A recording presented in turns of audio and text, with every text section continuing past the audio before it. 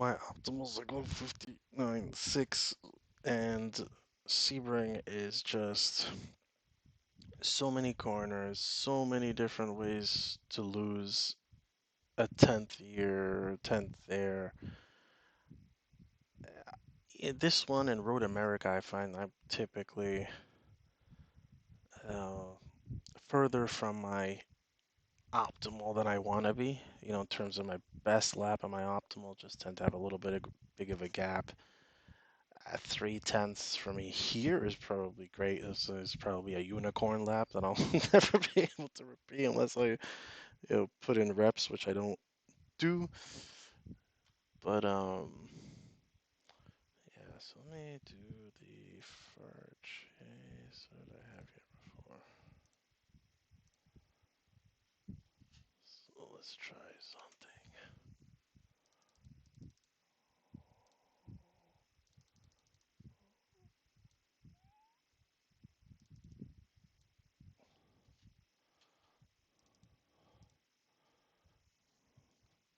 So let's just kind of try to do my own again. Try do a quick track walk just for my own benefit, or if it happens to benefit anybody who drives Porsches at this particular car at Sebring.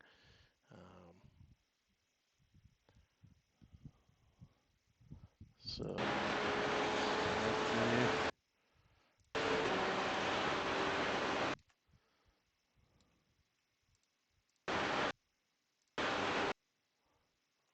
there's this whole little kink in the wall, and let me see if I can adjust this a little more.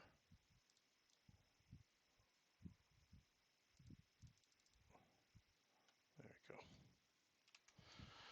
So let's see, where do I start braking? So somewhere where I'm gonna brake right around here in that first little like sort of end of this wall, and then start turning in around here.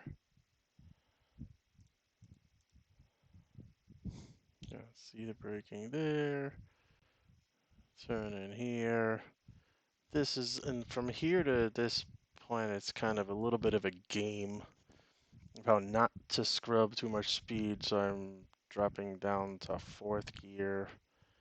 I think some people do in fifth. I don't know, but drop down the fourth gear. But there's this sort of game of not over rotating this car,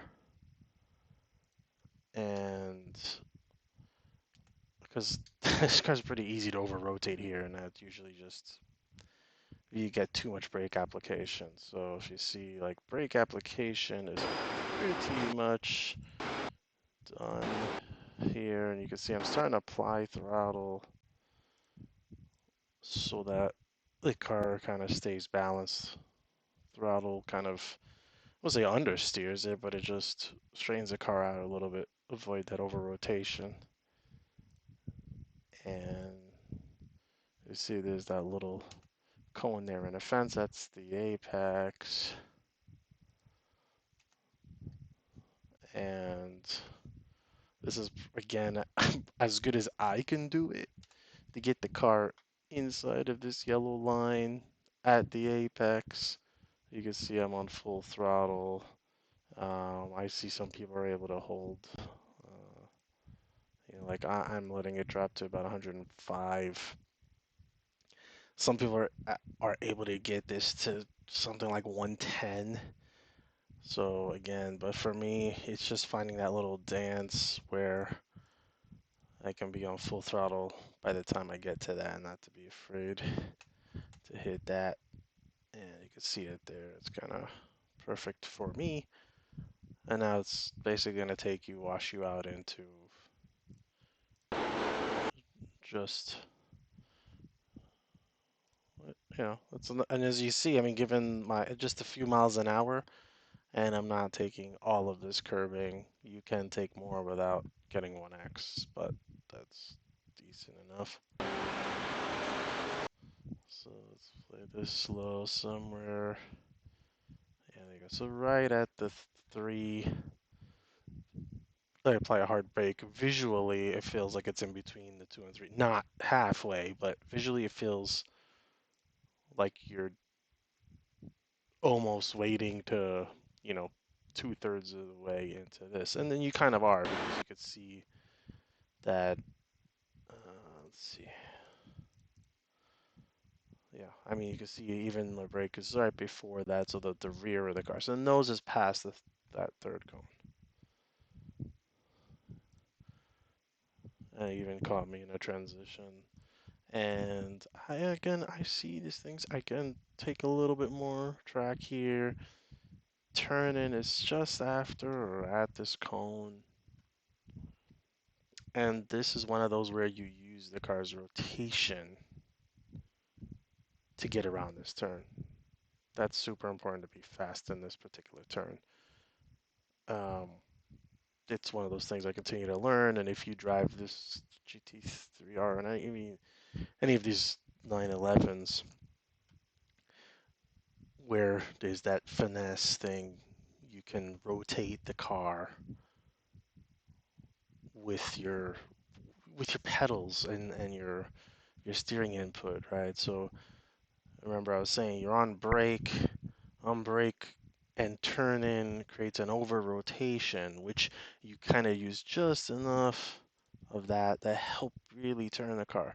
You can see there's a good amount of brake. I'm starting to let off. That's still 20%. Okay, so here now I'm just trying to funnel it to the apex. What this sort of like, let's say heavier brake right here is used to rotate the car. You can kind of see little brakes, get a little extra rotation, and now you got to back it off. Otherwise, the car will completely rotate here. And probably don't need to touch that curb, but I nibbled a little bit, so I probably lost the touch. This one, you can do this, and I couldn't figure out. I was getting 1X's. By the time I pay attention, I'm out here somewhere getting 1X's going, what the heck? And then I realized it was like you cannot get the full wheel over into the grass. That's you get a 1X. So you can crush the curb, but you can't put a full wheel out here. I believe that is the thing. So let's see what I do.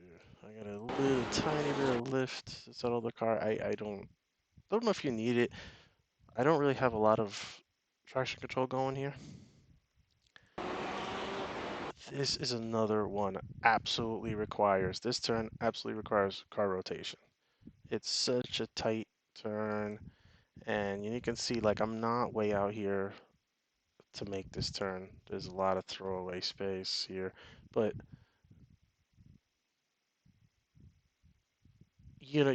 I mean, the bottom line is that, and you can actually even see, I think I'm in third gear here, and this is definitely, you can see a heavy brake to turn the car. So I'm looking for that little chink. It almost looks like a point. I'm using, again, if you'll see that there's a lighter brake. Okay, so we're just go slow here. So start to apply the brake. And you see it's a decent brake here, and it's heavy enough to try to rotate the car. Once I feel the car's rotated enough that I'm gonna be pointed in here, then it's trail brake the rest of the way. And now you're just looking for that. It's pretty much when you get here, you're so close to being able to be on full throttle, but it's a little bit of a chicken thing because if the car's not rotated perfectly, it's a tough corner. So you will track out. You can see how much throttle application there is. So you will track out, but this is an okay amount of curbing to take. It's just a little nibble of dirt, and I'm kind of pulling it back in before this break here.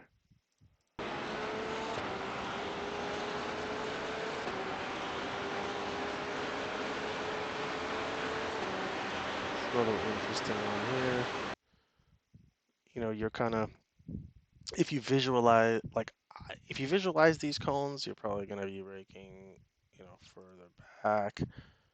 So if we look at it in the kind of the super slow-mo, where's the braking? Here we go. So it is right before the line,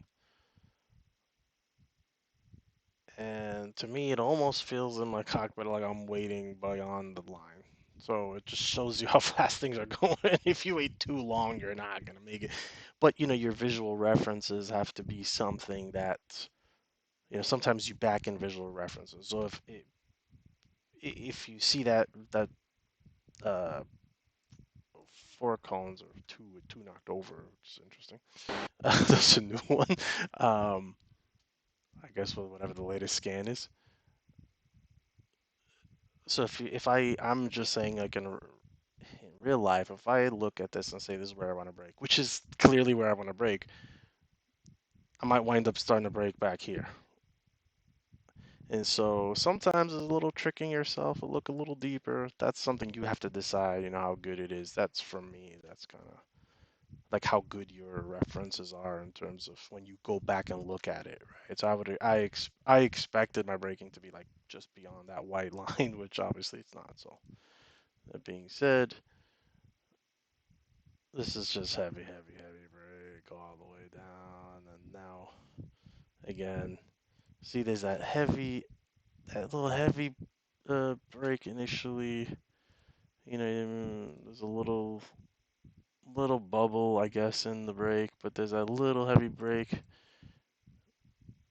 for just a little rotation there. Okay, so now I know I'm gonna make it with a mechanical grip. And touch more, and okay, now we can just about go, and we're off. And again, I mean, some people can get on full throttle, but in these high-powered cars, sometimes you apply too much throttle, you get into let me see the cockpit. I'm trying to avoid the traction control, but you could see it's already lighting up at me, I guess. Right? Well, terrible. And that's what I'm trying to do is kind of keep it minimized. So use a lot of the track there. Get close here. I mean, some of these are so bumpy. Some of these areas are so bumpy. So here again, let's see where the braking is. It's gonna be like just inside that.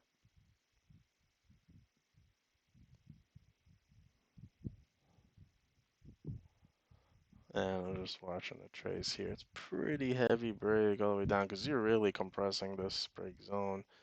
And again, using that heavier brake to rotate the car, that's kind of like your turn-in essentially. And now you got that light trail the rest of the way.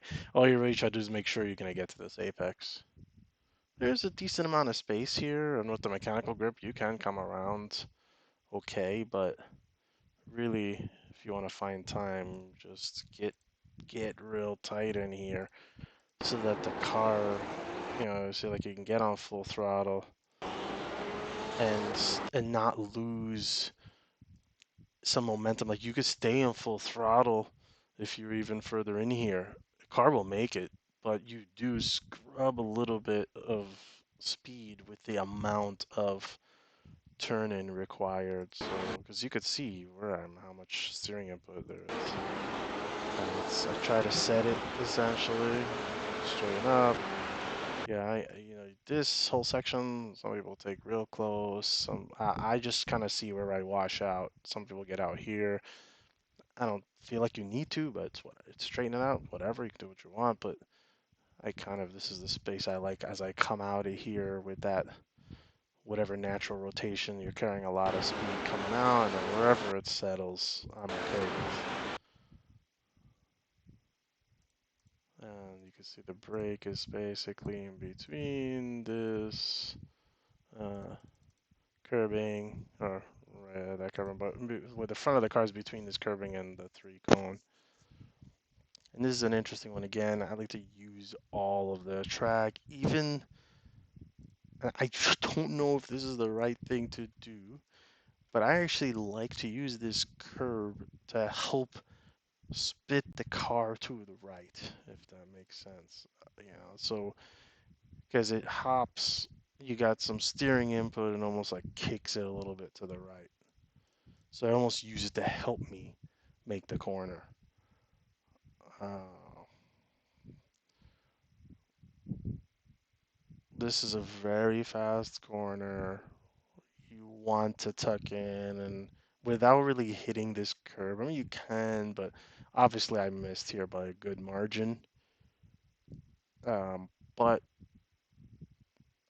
I was already able to visualize that I had scrubbed a little too much speed here. So what I did was get on the throttle a little sooner.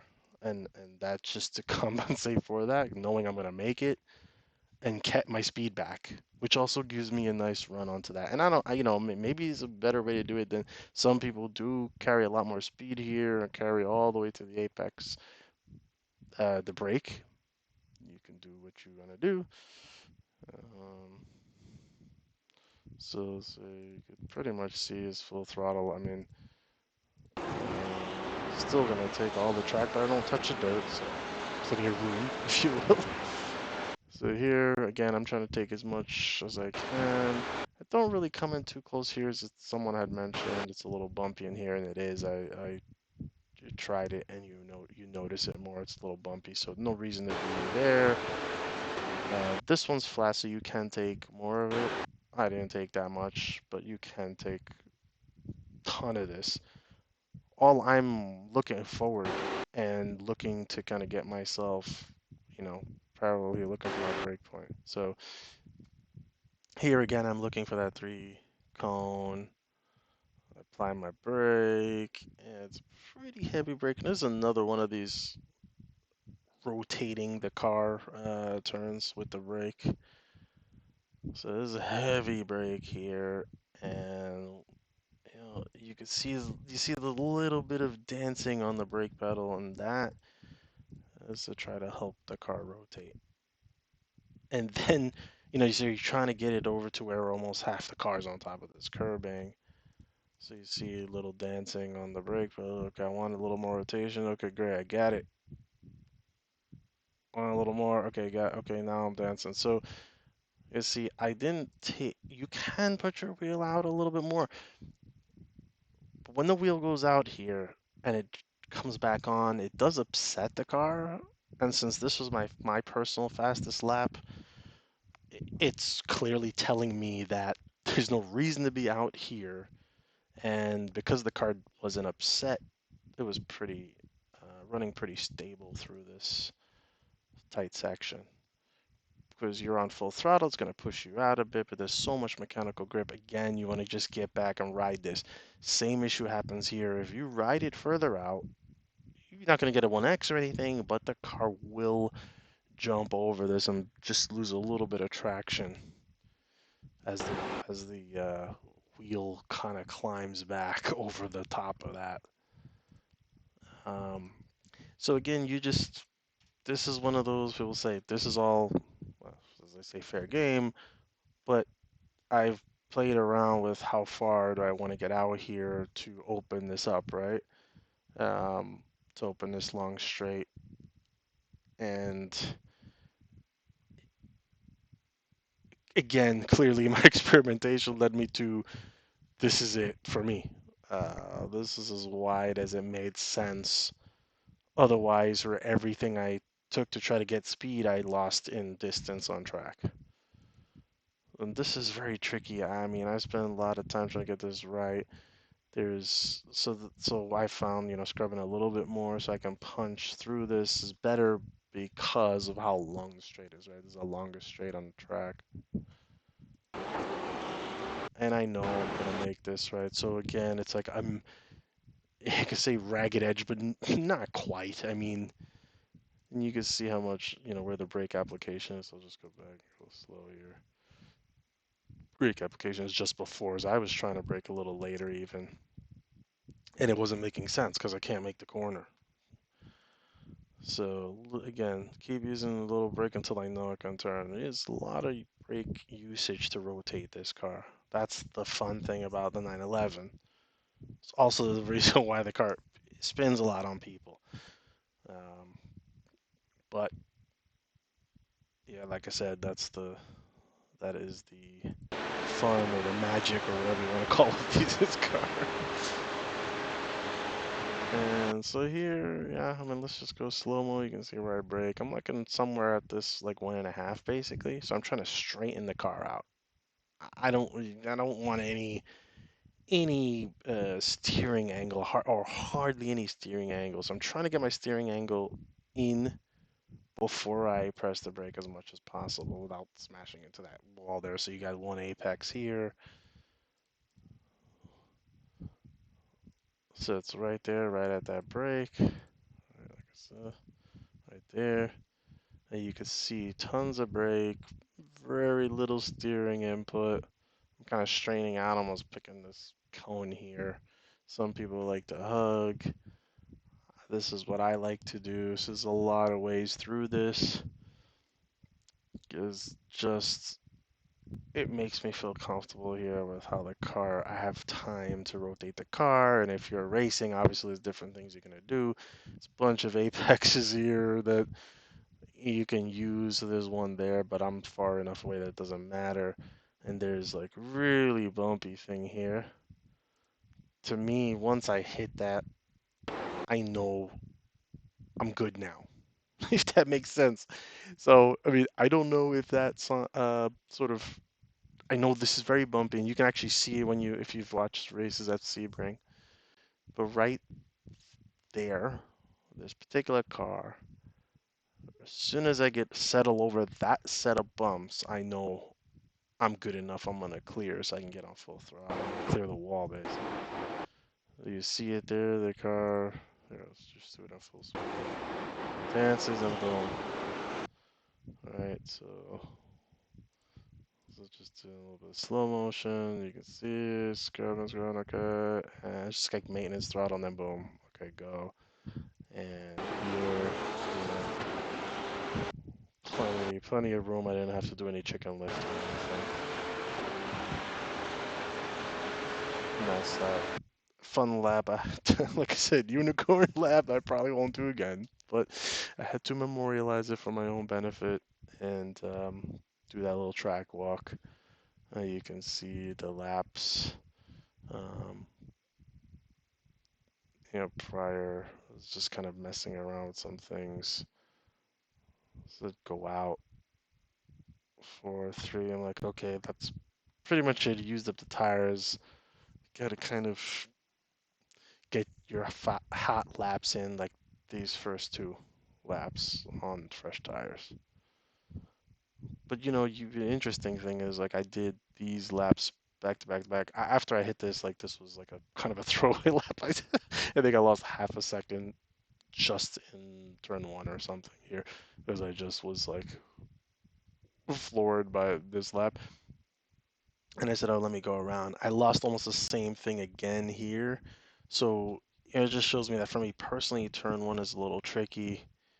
But even 4 laps in, I was still doing 2013 for me. So that's that is not it's not terrible. It's that means but there's still performance in the tires. So it means like a faster driver is going to be faster, right? If the performance keeps improving. After the tires, I have maybe 6 gallons of fuel, so it's not like super, at this point. So you drop it down, you got 3 gallons, 2 gallons of fuel at this point. Um, it's there's still performance in the car, I guess what I'm saying, and you can see the conditions here are reasonable. They're not, they're pretty. Yeah, they're good conditions. Not super slick for Sebring, I don't think so. Obviously, pretty good grip. Um, all right. Well, I think that's that. If you watched any of this, thank you for watching, and we'll catch you next time.